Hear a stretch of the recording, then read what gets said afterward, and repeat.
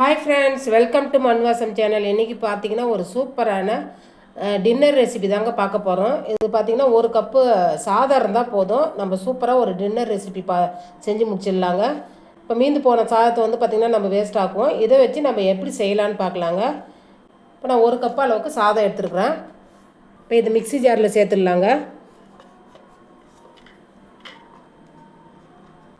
இப்போ எந்த கப்பில் சாதம் எடுத்தோமோ அதே கப்பில் அரை கப் அளவுக்கு தண்ணி சேர்த்து இந்த சாதத்தை கொஞ்சம் பேஸ்ட்டாக அரைச்சி எடுத்துகிட்டு வந்துடலாங்க.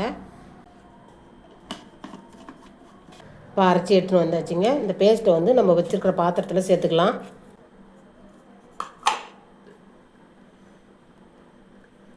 நல்லா அது ஒரு சாதம் கூட இருக்கக்கூடாதுங்க, நல்லா பேஸ்ட்டாக அரைச்சி எடுத்துக்கணும். இப்போ இந்த அரைச்ச பேஸ்ட்டில் ஒரு கப்பு அளவுக்கு மைதா சேர்த்துக்கலாங்க. நம்ம எந்த கப்பில் சாதம் சேர்த்தோமோ அதே கப்பில் மைதாவும் சேர்த்துக்கணும். கொஞ்சமாக உப்பு சேர்த்துக்கலாங்க. ஒரு டேபிள் ஸ்பூன் அளவுக்கு எண்ணெய் சேர்த்துக்கலாம். இது கூடவே பார்த்திங்கன்னா ஒரு டீஸ்பூன் அளவுக்கு சர்க்கரை சேர்த்துக்கலாங்க. சப்போஸ் உங்களுக்கு முட்டை பிடிக்குன்னா நீங்கள் மைதா கொஞ்சம் கூடுதலாக சேர்த்துட்டு இது கூடவே ஒரு முட்டையை சேர்த்து நீங்கள் பிசைஞ்சிக்கலாங்க. நம்ம தண்ணி விட்டு அரைச்சோம் இல்லைங்களா சாதத்தில், அந்த தண்ணியே கரெக்டாக இருக்கும். சப்போஸ் நீங்கள் வந்து சாதத்தில் தண்ணி அதிகமாக சேர்த்துட்டிங்கன்னா கூடுதலாக கொஞ்சமாக நீங்கள் மைதா சேர்த்து பிசைஞ்சிக்கலாம். அதனால் ஒன்றும் தப்பு வராது.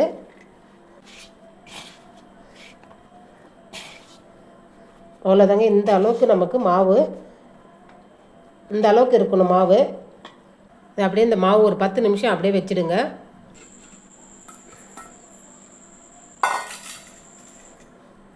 அவ்வளோதாங்க. நல்லா ஒரு 10 நிமிஷம் மாவு ஊறிடுது. கையில் கொஞ்சம் ட்ரையான மாவு எடுத்துகிட்டு பிசைஞ்சு விடுங்க. எந்த அளவுக்கு நம்ம மாவு பிசைகிறோமோ அந்த அளவுக்கு உங்களுக்கு சாஃப்டாக கிடைக்கும் சப்பாத்தி. சப்பாத்தின்றதோட பரோட்டானே சொல்லலாங்க. நீங்கள் நல்லா பரோட்டா பிரியராக இருந்தீங்கன்னா கண்டிப்பாக இதை மாதிரி செஞ்சு சாப்பிட்டு பாருங்கள். நல்லா சாஃப்டாக உங்களுக்கு சூப்பராக இருக்கும் சாப்பிட்றதுக்கு.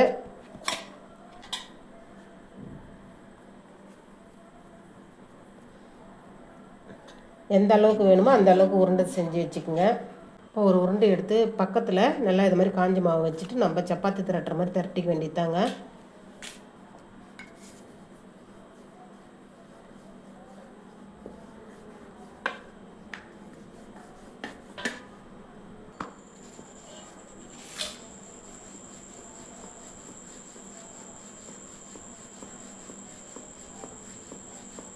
இப்போ இது மாதிரி சப்பாத்தி மாதிரி திரட்டிட்டு இல்லை மேலே வந்து கொஞ்சமாக எண்ணெய் சேர்த்துக்கலாங்க. எண்ணெய் சேர்த்துட்டு எல்லா இடத்துலையும் படுற மாதிரி நீங்கள் தடவி விட்டுருங்க. மேலே கொஞ்சமாக மைதா சேர்த்துக்கலாங்க.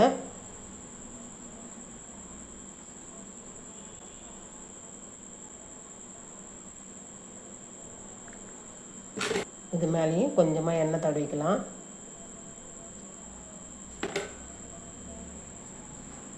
இது மேலேயும் கொஞ்சமாக மைதா சேர்த்துக்கலாங்க.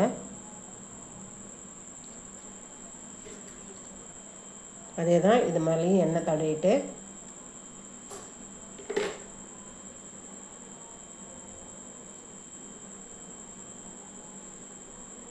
நீங்கள் இது மாதிரி செய்யும்போது உங்களுக்கு சப்பாத்தி பார்த்திங்கன்னா நல்லா சாஃப்டாக கிடைக்கும்.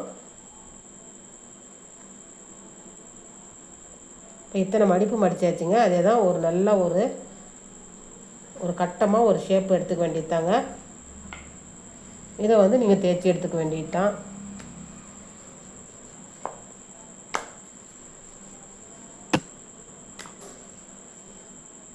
அவ்வளோதாங்க. இது மாதிரி நீங்கள் நல்லா இந்த அளவுக்கு மெலிசாக தேய்ச்சி எடுத்துக்க வேண்டியதாங்க. இப்போ மைதான்றதுனால நம்ம எப்படி தேய்ச்சி விட்டோமோ அதே ஷேப்பில் இருக்காது. அவ்வளோதாங்க. இப்போ எல்லா மாவுமே நீங்கள் அதே மாதிரி தட்டி எடுத்துக்க வேண்டியது தான். இப்போ வந்து கேஸ் ஆன் பண்ணிட்டு தோசைக்கல்லை வந்து சூடு பண்ணிக்கலாங்க. இப்போ நம்ம சேர்த்துக்கலாம். இப்போ சேர்த்த உடனே எண்ணெய் சேர்க்காதீங்க, நல்லா ஒரு பக்கம் செவரட்டும்.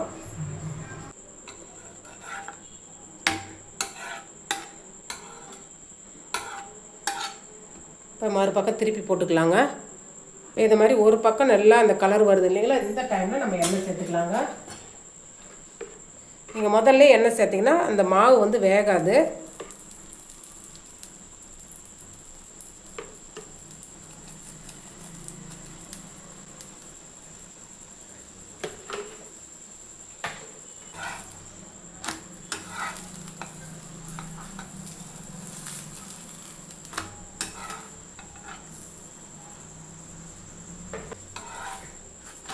அவ்வளோதாங்க. நல்லா அடுப்பை வந்து மீடியம் ஃப்ளேமில் வச்சுட்டு இது வேக வச்சு எடுங்க. நம்ம லேயராக போட்டிருக்கோம் இல்லைங்களா, நல்லா உள்ள வரைக்கும் வேகிறதுக்கு கொஞ்சம் அடுப்பை மீடியம் ஃப்ளேமில் வச்சுட்டு வேக வச்சா நல்லா சூப்பராக உள்ள வரைக்கும் வேகுங்க. அவ்வளோதாங்க. 2 பக்கமும் நல்லா இது மாதிரி பொன் நிறமாக ஆனதுக்கப்புறம் எடுத்துடலாங்க. அவ்வளோதாங்க. இப்போ நான் வந்து பார்த்திங்கன்னா இது தக்காளி குருமா வச்சு இது கூட நான் சாப்பிட போகிறேங்க. இது வந்து பாருங்கள் எவ்வளோ சாஃப்டாக இருக்குது பாருங்கள். மறுநாள் இருந்தால் கூட இவ்வளோ சாஃப்டாக இருக்கும். இது யாருமே சொல்ல மாட்டாங்க சாதத்தில் செஞ்ச சப்பாத்தின்னு சொல்லிட்டு. இது பரோட்டான்னு கூட நீங்கள் பேர் வைக்கலாம். அவ்வளோதாங்க. இந்த ரெசிபியை செஞ்சு பார்த்துட்டு கமெண்ட்டில் சொல்லுங்கள் எப்படி இருந்ததுன்னு சொல்லிட்டு. இந்த ரெசிபி பிடிச்சிருந்துன்னா மண்வாசம் சேனலை லைக் பண்ணுங்கள், ஷேர் பண்ணுங்கள், கமெண்ட் பண்ணுங்கள், சப்ஸ்கிரைப் பண்ணுங்கள். பக்கத்தில் இருக்க பெல் ஐக்கானையும் கிளிக் பண்ணுங்கள். தேங்க்யூ.